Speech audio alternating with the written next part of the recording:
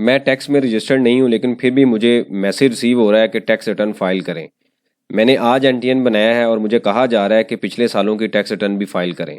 FBR में ये क्यों मैसेज भेज रहा है? एफबीआर के पास डाटा किस तरीके से आया है? क्या हमने वाकई पिछले सालों की टैक्स रिटर्न फाइल करनी है? आज के छोटे से टॉपिक के अंदर हम इसको स्टडी करते हैं। आप देखें प्रैक्टिकल लर्निंग है, उसमें हूँ फ़हीम महबूब।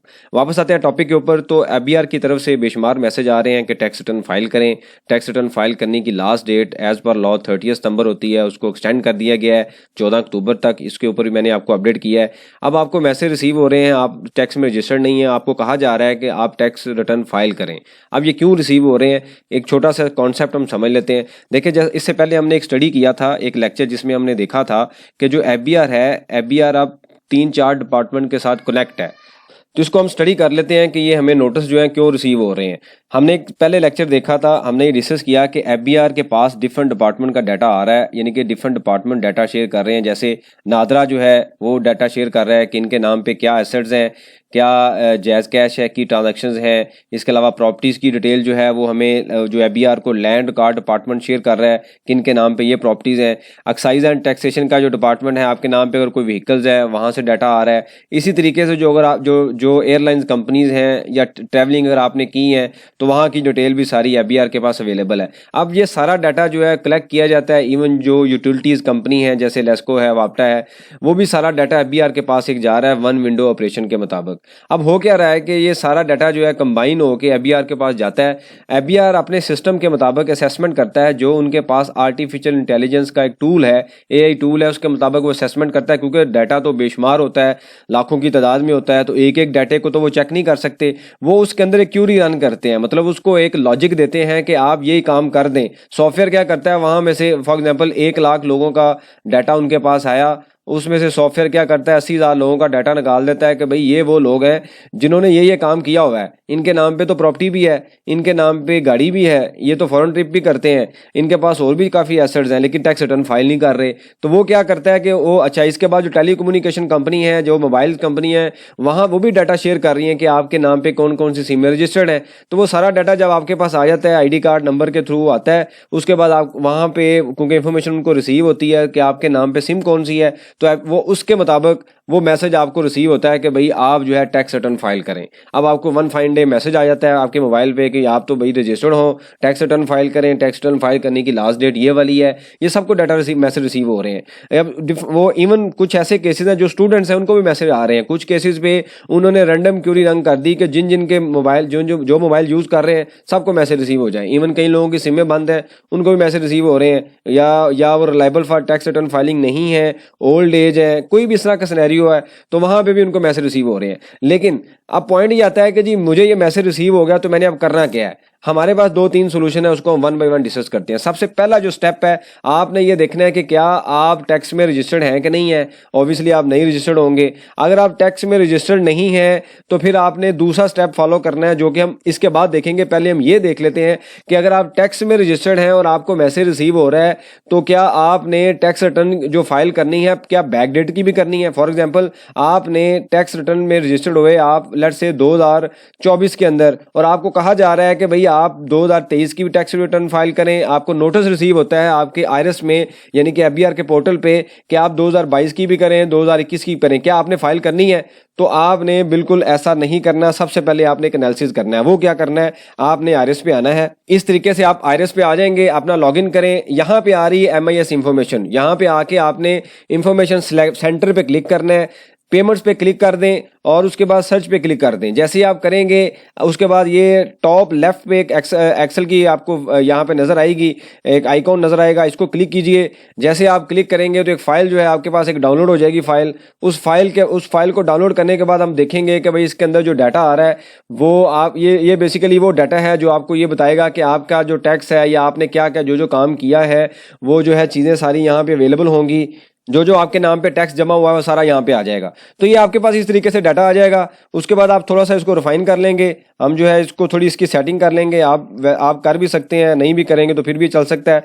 उसके बाद आप क्या करेंगे, जैसे ही आपने ये करना है और इसको करने के बाद आपने सिंपल ये करना है कि इसको सारे को सिलेक्ट करने के बाद इसको नंबर में कन्वर्ट कर लेना है, ताकि नंबर में कन्वर्ट करें तो हम इजीली इसके अंदर ऊपर जो है फार्मूला भी लगा सकते हैं। ऊपर आए, यहाँ पे सब टोटल का फार्मूला लगा लें और उसके बाद सब टोटल का आप वैसे ही मैनुअल भी कर सकते हैं। मैं चूँकि ज़रा सिस्टमेटिक थ्रू तरीके से करता हूँ तो इस वजह से चीज़ें जो हैं वो मैं इस तरीके से कर रहा हूँ ताकि जल्दी भी हो जाए। तो ये आपने क्लिक करना है और ये आपके पास टोटल अमाउंट आएगी कि फॉर एग्जांपल एक इंडिविजुअल है, ये इन्होंने जनाब अभी तक इनकी अर्निंग जो है वो 13.4 मिलियन है।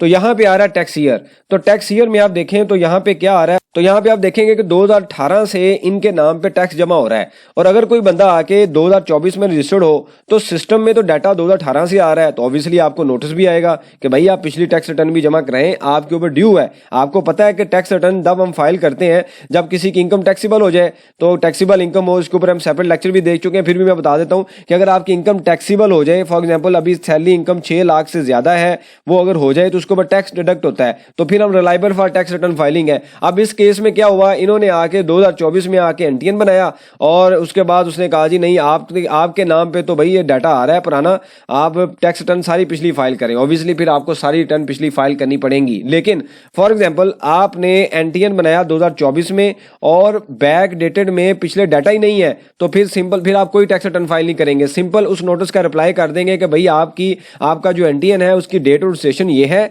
उससे पहले आपकी इनकम या कोई भी टैक्सेबल एक्टिविटी नहीं थी, तो लिहाजा आपने टैक्स रिटर्न फाइल नहीं करनी। तो ये सबसे पहला स्टेप है कि जब आपको कोई चीज रिसीव हो, आपको रिसीव होता है, कोई नोटिस रिसीव होता है, मैसेज रिसीव होता है, तो आपने कोई पैनिक नहीं होना, सबसे पहले आके ये स्टेप परफॉर्म करना है। अगर कोई टैक्सेबल एक्टिविटी आपके नाम पे हुई, कोई सैलरी का टैक्स आ रहा है, कोई बिजनेस अगर आप कर रहे हैं आपके नाम पे टैक्स आ रहा है, कोई लैंड आपने परचेज कर ली आपके नाम पे जमा हुआ है, और फिर अगर आपके जमा हुआ है और आपको नोटिस आया हुआ है, तो फिर आपने वाकई ही उसको फाइल करना है।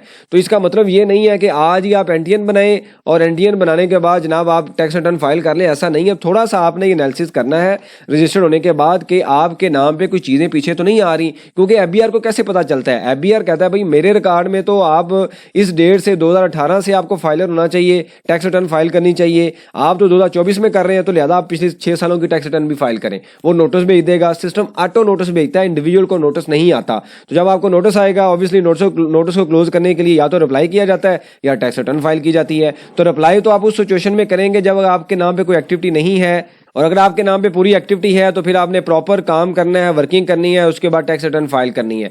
अब आता है तीसरा स्टेप, जब आप सब कुछ ये कर लेंगे तो फिर आपने ये देखना है कि आज मैं टैक्स में रजिस्टर्ड हुआ और मेरे नाम पे पीछे कोई ट्रांजेक्शन नहीं है, तो आप क्या करेंगे 2024 की जिस डेट में अभी रजिस्टर्ड होना है टैक्स रिटर्न फाइल कर दें। लेकिन अगर आपने 2024 में एनटीएन बनाया और 2023 में भी डाटा आ रहा है, 2022 में भी आ रहा है, तो फिर आपको सारा डाटा जो है फाइल करना पड़ेगा। और इन केस अगर आप फाइल नहीं करते तो ऑब्वियसली वो साथ ये भी कहता है कि आपको पेनल्टी चार्ज की जाएगी। मैंने आपको बेसिक स्टेप बता दिए कि अगर आपके नाम पे कोई ट्रांजैक्शन इस तरीके से आ रही हैं तो आपको टैक्स रिटर्न फाइल करनी पड़ेगी। सम टाइम ये होता है कि आपके नाम पे ट्रांजैक्शन होती हैं लेकिन सिस्टम शो नहीं करता, तो अगर आपको पता है कि भाई मेरे नाम पे ट्रांजैक्शन है, सिस्टम शो नहीं कर रहा, तो फिर भी आपने टैक्स रिटर्न फाइल करनी है ताकि आपके ऊपर कोई नोटिस इस तरीके का जो आया हुआ है उसकी कंप्लाइंस हो सके। मतलब आपने अपना एनालिसिस भी करना है। ऐसा नहीं है कि एनटीएन आज बनाया और टैक्स रिटर्न जो बैक डेटेड की टैक्स रिटर्न है वो फाइल ना करें, और आपको कोई अगर कह दे कि आप उसको इग्नोर कर दें और आपके नाम पे कोई टैक्स जमा हुआ है पिछले पीरियड में,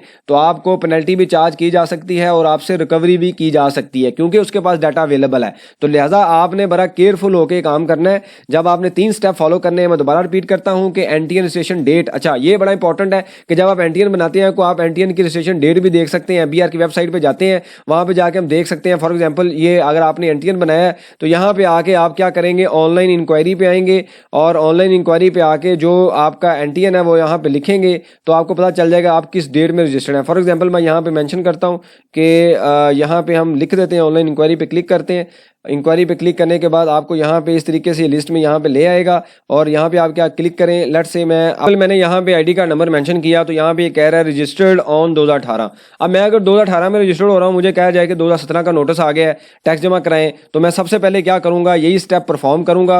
अपनी जो डेट है पहले स्टेप में चेक करूँगा कि भाई मैं तो इस डेट में रजिस्टर्ड हुआ हूँ, मुझे अगर नोटिस आएगा तो टैक्स डिडक्शन और ट्रांजेक्शन डेट, तो ये सारी चीज़ें जो मैं वेरीफाई करूँगा वो कहाँ से वेरीफाई करूँगा, वो यहाँ से मैं डाटा डाउनलोड करके चेक करूँगा। अगर यहाँ पे डाटा नहीं आ रहा सही तरीके से और मेरे नाम पे कोई चीज़ है तो वहाँ से मैं एनालिसिस करूँगा और उसके बाद क्या करूँगा, मैं देखूँगा कि क्या वाकई मैं reliable for tax return filing हूँ, मतलब वाकई मुझे करनी चाहिए। अगर तो डाटा आ रहा है तो मुझे करनी चाहिए, अगर नहीं आ रहा तो इसका मतलब क्या है कि मैं सिंपल रिपोर्ट नोट कर दूंगा कि भाई मैं रजिस्टर्ड आज हुआ हूँ, बैक डेटेड का जो मेरे पास कोई टैक्सीबल एक्टिविटी नहीं थी, लिहाजा इस नोटिस को विड्रा किया जाए। और अगर मैं इसमें फाइल मतलब टैक्स रिटर्न मैंने फाइल करनी है तो तीसरे स्टेप पे आप डाटा बनाएं और जो जितनी भी बैक डेटेड के नोटिस आए हुए उस पीरियड में आप उसकी टैक्स रिटर्न फाइल करें। तो जब भी आपको नोटिस आता है, मैसेज आता है, तो आपके जेहन में फौरी ये 3 पॉइंट जेहन में आने चाहिए कि भाई मैंने टैक्स रिटर्न फाइल करनी है कि नहीं करनी। हर नोटिस का रिप्लाई नहीं किया जा सकता, बस आपने अपने आप को चेक करना है। अगर एक्टिविटी अवेलेबल है तो ठीक है, नहीं अवेलेबल सिंपल रिप्लाई करें। नोटिस को ओपन मत छोड़ें, ओपन एंडेड मत छोड़ें, बस उसकी कंप्लाइंस लाजमी करें,